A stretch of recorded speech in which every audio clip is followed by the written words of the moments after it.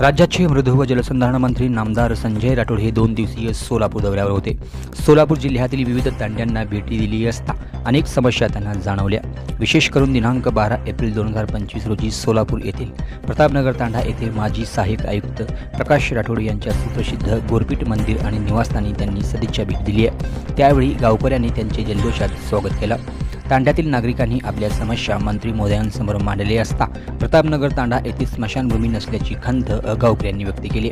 मंत्री संजय राठोड या विषयाचे गांभीर्य लक्षात घेऊन गोरपीठ मंदिर येथील सभेत प्रतापनगर तांड्याच्या स्मशानभूमीचे प्रश्न लवकरच मार्गी लागेल। मी उद्या सोलापूरचे जिल्हाधिकारी मनपा आयुक्त यांची तातडीची बैठक घेऊन त्या संदर्भात चर्चा करतो असे आश्वासन दिले होते। लागलीच दिनांक 13 एप्रिल 2025 रोजी सकाळी 9 वाजता शासकीय विश्रामगृह येथे प्रतापनगर आणि इतर तांड्यांमधील विविध विकास कामाबाबत तसेच मूलभूत सुविधांबाबत शासकीय विश्रामगृह येथे आढावा बैठक घेतली आहे। तांडा वस्ती सुधार योजना व जलसंधारण विभागाच्या चालू प्रकल्पावर यावेळी चर्चा झाली आहे। या बैठकीमध्ये प्रतापनगर तांडा स्मशानभूमी तसेच सोलापूर जिल्ह्यात सर्वात मोठा तांडा असलेला प्रतापनगरला मॉडेल तांडा बनविण्याची कृती आराखडा लवकरात लवकर तयार करण्याचे निर्देश दिले आहेत। तसेच तात्काळ स्मशानभूमीचे प्रश्न मार्गी लावण्याचे आदेशही दिले आहेत। यावेळी माजी सहाय्यक आयुक्त सेवा फाउंडेशनचे अध्यक्ष प्रकाश राठोड यांच्याकडून समस्या जाणून घेतल्या।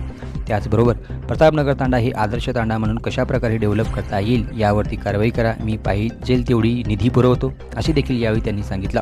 त्याचबरोबर लवकरच मंत्रालय स्तरावरती नगर विकास मंत्री एकनाथ शिंदे यांच्या नेतृत्वामध्ये प्रतापनगर तांड्याच्या विविध प्रश्नांबाबत बैठक लावण्याची सूचनाही दिल्या।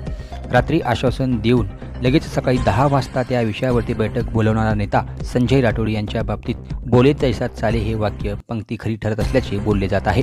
तांड्यामध्ये या विषयावरती सर्व नागरिक आनंद व्यक्त करत आहेत। या बैठकीत जिल्हाधिकारी कुमार आशीर्वाद, पोलीस आयुक्त यमराज कुमार, महानगरपालिका अतिरिक्त आयुक्त संदीप कारंजे, उपमुख्य कार्यकारी अधिकारी ग्रामपंचायत सेलकांडे व इतर संबंधित विभागाचे अधिकारी आणि विविध तांड्यातील पदाधिकारी उपस्थित होते।